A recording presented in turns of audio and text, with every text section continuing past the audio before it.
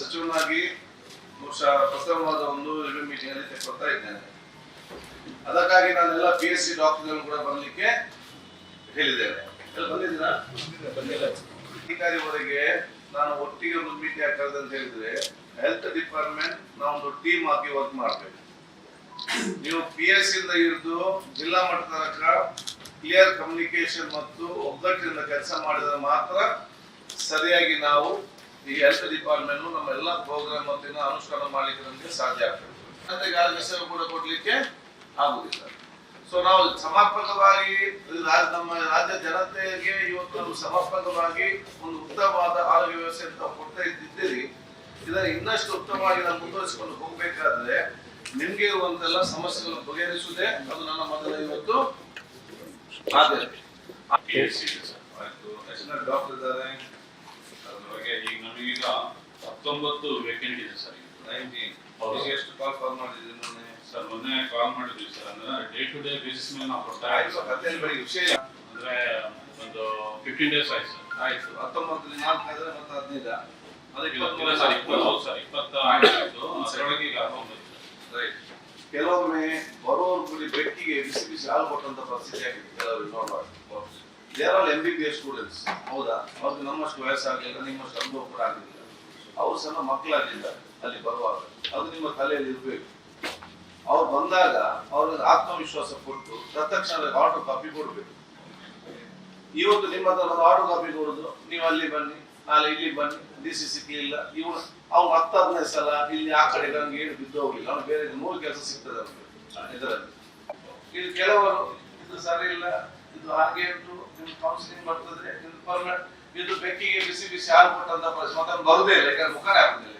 ಬರುವವರು ಕೂಡ ಬರುತ್ತಾರೆ. ಹಾಗೆ ಉಂಟು ಹೀಗೆ ಉಂಟು ಅಂತ ಹೇಳಿಕೊಂಡು ಅವರನ್ನು ಸೇರ್ಪಡಿಸಿಕೊಳ್ಳಲಿಕ್ಕೆ ಅವ್ರಿಗೆ ಪ್ರೋತ್ಸಾಹ ಕೊಡೋ ಜವಾಬ್ದಾರಿ ನಿಮ್ದು. ಯಾಕೆ ಒಬ್ಬ ಕರೆಕ್ಟ್ ಆಗಿ ಬಂದು ಸೇರಿದ್ರೆ ಮತ್ತೆ 4 ಜನ ಫ್ರೆಂಡ್ಸ್ ಬಂದು ಸೇರಿಸ್ತೇವೆ.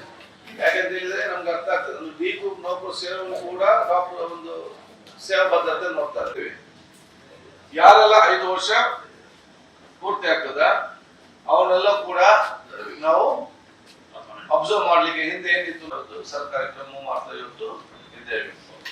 ಎರಡನೇದು, ನಮ್ಗೆ ಯಾವಾಗ ಕೂಡ ಗಡು ಪ್ರದೇಶದಲ್ಲಿ ಇವತ್ತು ನಮ್ಗೆ ಡಾಕ್ಟರ್ಗಳು ಸಿಕ್ಕುದಿಲ್ಲ.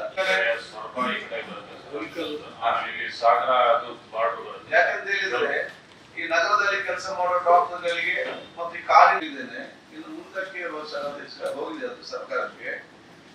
ಈ ಗಡು ಪ್ರದೇಶ ಜಾಬ್ಗೆ ಸೇರಿಸಬಹುದು. ಇಲ್ಲದೆ ಆದೇಶ ಬರ್ಲಿಕ್ಕೆ ಇನ್ನು 15 ದಿವಸ ಮತ್ತೆ ಇಲ್ಲಿಗೆ 1 ತಿಂಗಳು ಮತ್ತೆ ಸುಮ್ಮನೆ ಡಿಲೇ ಆಗ್ತದೆ. ಇದಕ್ಕೆಲ್ಲ ನೀವು ತಯಾರಾಗಿದ್ದುಕೊಂಡು ಎಂದಿಗೆ ನಿಲ್ಲಲಿಕ್ಕೆ ನಾವಿವತ್ತು ನೋಡ್ತೇವೆ. 3 ಅಲ್ಲಿ ನನಗೆ Bengaluru urban vacancies are less application ಅಲ್ಲಿ ನನಗೆ ಬಂದು ಇಂಪ್ರೆಸ್ ಮಾಡಿಸ್ತಾರೆ. ನಮಗೊಂದು ಸರ್ಕಾರಿ ಆಸ್ಪತ್ರೆ ನಮಗೊಂದು ಕೊಡಿ. 3ನೇದು, ನಾನಿದ್ದಾಗ ಅವತ್ತು MBBS ನಮ್ಮಲ್ಲಿ ಸೇರ್ತಾರೆ, ಅವ್ರಿಗೆ PG ಮಾಡ್ಲಿಕ್ಕೆ ಅವಕಾಶ ಕೊಡ್ಬೇಕು.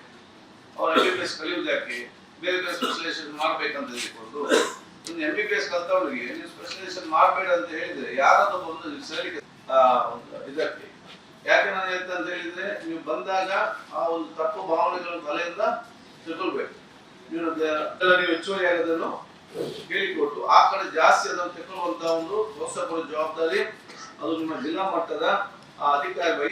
ಇವತ್ತು ರಿಟೈರ್ಡ್ ಆಗುವಂತ ವೈದ್ಯರು ಯಾರಿದ್ದಾರ ಅವ್ರಿಗೆ 65 ಮತ್ತು 70 ವರ್ಷ ತನಕ ಒಂದು ನೇಮಕಾತಿ ಕೂಡ ನಾವು ಇವತ್ತು ಮಾಡ್ತೇವೆ.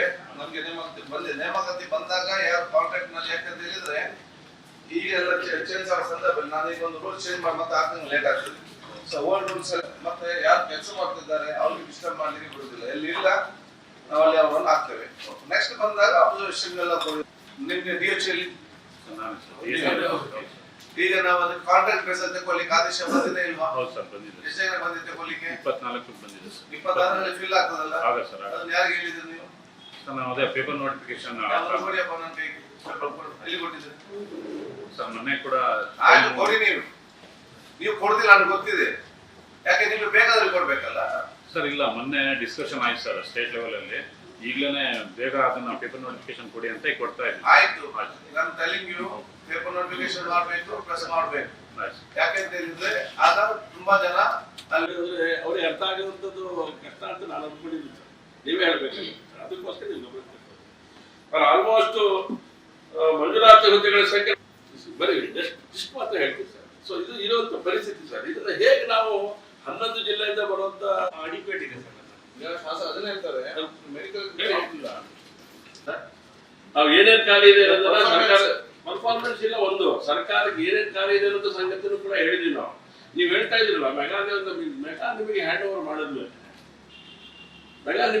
ಮಾಡಿದ್ಮೇಲೆ ಅಷ್ಟು ಸಂಬಂಧಪಟ್ಟಂತ ಸಂಘಟನೆಗಳು ಇರ್ಬೇಕು ಬೇಡುವ. ಮೆಡಿಕಲ್ ಕಾಲೇಜ್ ಅಂತ ತಕ್ಷಣ ಮನಸ್ಸಿಗೆ ಬಂದಂಗೆ ನೀವು ಮಾಡಕ್ಕಾಗತ್ತಾ? ಹಾಗೆ ಮಾಡಕ್ಕಾಗಲ್ಲ.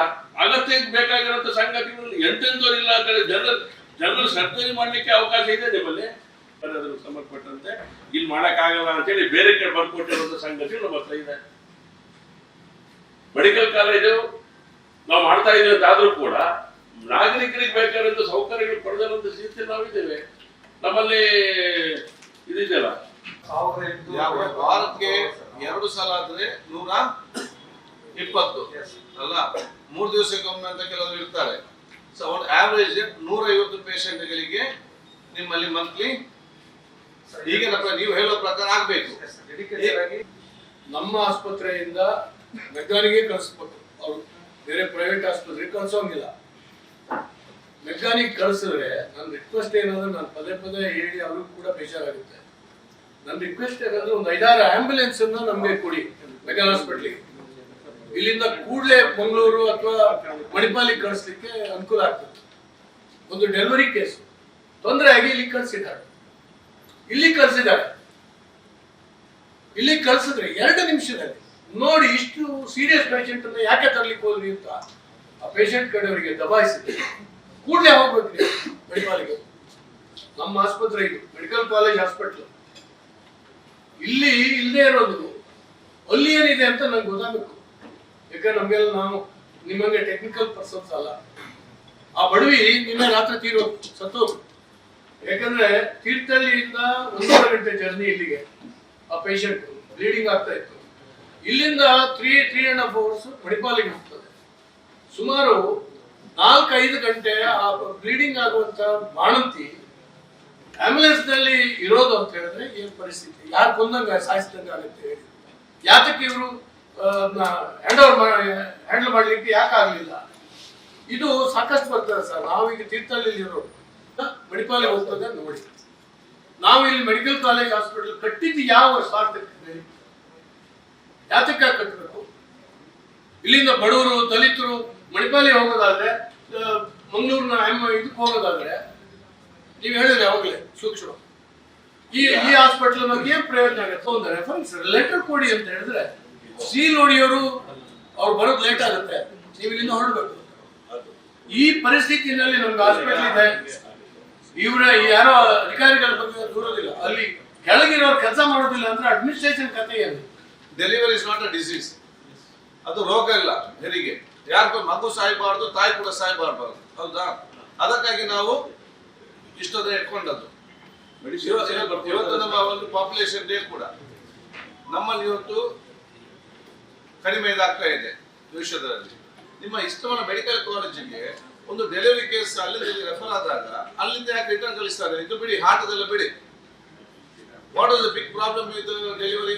ಮತ್ತೆ ರೋಗವ ಡೆಲಿವರಿ ಡಿಸೀಸ್ ಯಾಕೆ ಬ್ಲೀಡಿಂಗ್ ಜಾಸ್ತಿ ಆದಾಗ ನನಗೆ ಏನಂದ್ರೆ ರಾಜಕಾರಣಿ ಬಿಟ್ಟು ಕೊಡೋದಿಲ್ಲ, ಪೊಲೀಸರು ಬಿಟ್ಟು ಕೊಡೋದಿಲ್ಲ, ಡಾಕ್ಟರ್ ರಾಜಕಾರಣಿಗಳಿಗೆ ಹೊಟ್ಟೆ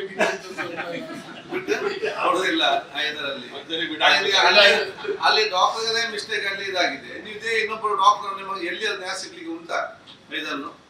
ಅದಕ್ಕನ್ನ ನೀವು ಎನ್ಕ್ವೈರಿ ನಾನು ಇನ್ನೊಬ್ಬ ಆಫೀಸರ್ ಇಂದ ಸಪರೇಟ್ ಆಫೀಸರ್